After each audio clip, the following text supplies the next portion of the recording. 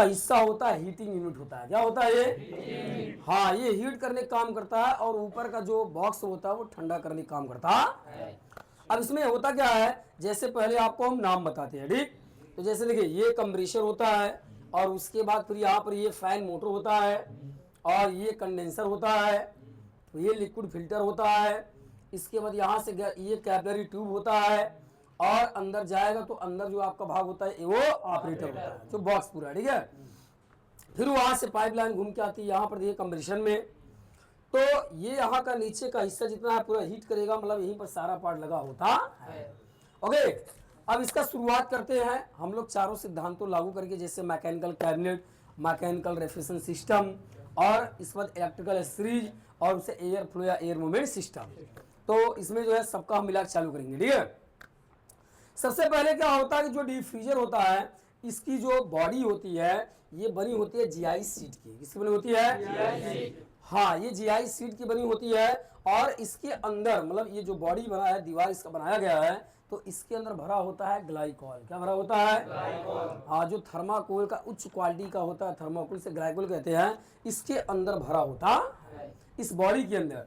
अब जैसे यहाँ पर देखिए आपको, जैसे यहाँ पर खोल करके देखा जाए तो जो आपका ये खोला जा रहा है, मतलब कि जो इसका ये पूरा डोर है, जो देखिए ये डोर है ना, ये पूरा ये जो आपका यहाँ पर बना हुआ है, जो ऊपर का बना है जीआई सीट है। क्या है ये? जीआई सीट है। यहाँ पर जो इसकी आ जाए ऊपर आए, कोई दिक्कत नहीं, स्टूल लगा लीजिए, आ जाइए खुद का देखिए, तो बाकी उतना महसूस कर सकते हैं आप। तो ये जो दीवार है, क्या है ये? दीवार। ये जो दीवार होती है जीआई सीट, इसके अंदर मतलब ये जीआई सीट हो गया और ये भी आपका जीआई सीट हो गया प्लास्टिक, ठीक है। और इसके बीच में दीवार में भरा होता है क्या? ग्लाइकॉल। और ये सब क्या इसके अंदर भरा हुआ है? ग्लाइकॉल।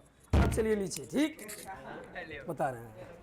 तो अब इसके बाद जो है, ये तो बॉडी की बात हो गई, तो ये पूरी बॉडी हो गई, ठीक।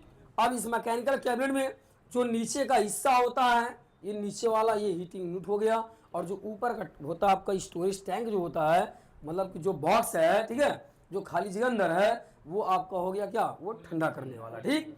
उसे हम कूलिंग यूनिट कह सकते हैं। अब जानते हैं ये कैसे ठंडा करता है, मतलब मैकेनिकल रेफ्रिजरेशन सिस्टम कैसे ये काम करता है। बॉडी बॉडी तो सबको समझ में आता है, ठीक है, देख लीजिए। तो ये जानते हैं कैसे ये ठंडा करता है। ओके, जानेंगे। देखिए होता क्या है कि यह कंप्रेसर, यह कंडेंसर, यह लिक्विड फिल्टर, ये कैपिलरी, अंदर जो पाइप घुमा है वो ऑपरेटर, ये सब में भरा होता है गैस। क्या भरा होता है? गैस। तो इसके अंदर भरा होता है गैस या रेफ्रिजरेंट उसे बोलते हैं। तो सब में भरा हुआ है रेफ्रिजरेंट या गैस, ठीक। अब क्या होता है कि जब ये कंप्रेसर हमारा चालू होता है, तो ये कंप्रेसर जो है मोटर है, कंप्रेसर मोटर है। जब ये कंप्रेसर चालू होता है तो कंप्रेसर चालू हो करके ये क्या करता है, यहाँ पर देखिए 3 लाइन बना हुआ है, कंप्रेसर में 3 ट्यूब लगी हुई है, लगा नहीं लगा है? तो होता क्या है, ये एक पतला है, देखिए पतला है ना ये वाला, तो जो पतरका होता है उससे फेंकता है तो उसको कहते हैं डिस्चार्ज लाइन। तो इसको हम क्या कहते हैं? Discharge line. ये क्या होता है? ऐसे घूमते घूमते, ऐसे घूमते घूमते आता है कंडेंसर। कहाँ आता है? कंडेंसर में। तो जब यहाँ से गैसवा निकलता है तो ये होता है हाई प्रेशर हाई टेम्परेचर में।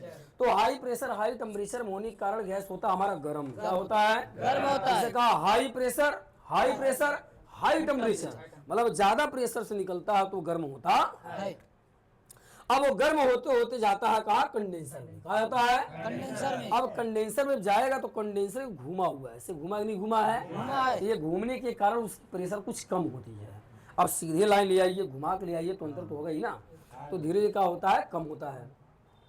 जब प्रेशर कम होती है और यहीं पर ये फैन चलता रहता है। ये फैन क्या होता है? चलता रहता है। तो ये फैन चलता रहता है और वो गर्म होता है।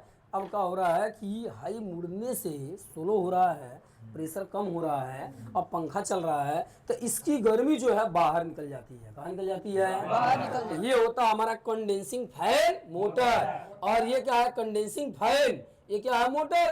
तो कंडेंसर और ये मोटर और ये फैन, कंडेंसिंग फैन मोटर। तो कंडेंसिंग फैन मोटर का काम होता है कंडेंसर की गर्मी को बाहर निकालना। तो कंडेंसर की गर्मी को यहाँ से बाहर निकाल लेता है। जब बाहर निकाल लेता है तो होता क्या है कि जो हमारा रेफ्रिजरेंट था, गैस था, गैसी अवस्था में था ऊपर, यहाँ पर वो धीरे धीरे नीचे जाते जाते लिक्विड में चला जाता है। मतलब यहाँ पर अब आ गया, कहाँ आ गया?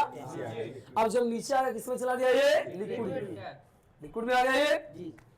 अब लिक्विड में जा करके अब यहाँ पर आएगा तो इसका नाम होता है लिक्विड फिल्टर। क्या नाम होता है? Liquid filter. अब लिक्विड फिल्टर में होती है इसकी सफाई। क्या होती है? सफाई। क्योंकि फिल्टर नाम पड़ गया, लिक्विड से नाम रखा गया क्योंकि वहां पर लिक्विड होता है, यहाँ पर लिक्विड होता है, इसलिए नाम पड़ गया लिक्विड फिल्टर। तो ये क्या करता है, जो हमारा रेफ्रिजरेंट तेल की अवस्था में चला गया है, लिक्विड में चला गया है, उसको ये साफ करने का काम करता है। इसके बाद यहाँ से ऐसे निकला। अब यहाँ देखिए है ये जो हमारा है ये लगभग 10 से 12 फीट का है। कितने फीट का है? इसकी लंबाई लगभग जो है 10 से 12 फीट की होती है। अब होता क्या है, 10 से 12 फीट की होती है इसकी लंबाई, तो होता क्या है इसके अंदर बहुत पतला सा सुराख है, महीन सुराख है। तो जब भाई कंप्रेसर दबाव के साथ यहाँ दबाव दे रहा है और यहाँ महीन सुराख है, तो ये बताइए दबाव पड़ेगा नहीं तब पड़ेगा? भाई बल पड़ेगा ना। तो जैसे ही रेफ्रिजरेंट को दबाव मिलता है, जैसे दबाव मिलेगा, अब रेफ्रिजरेंट कंट्रोल होता है। अब धीरे धीरे आ जाएगा, क्या होगा?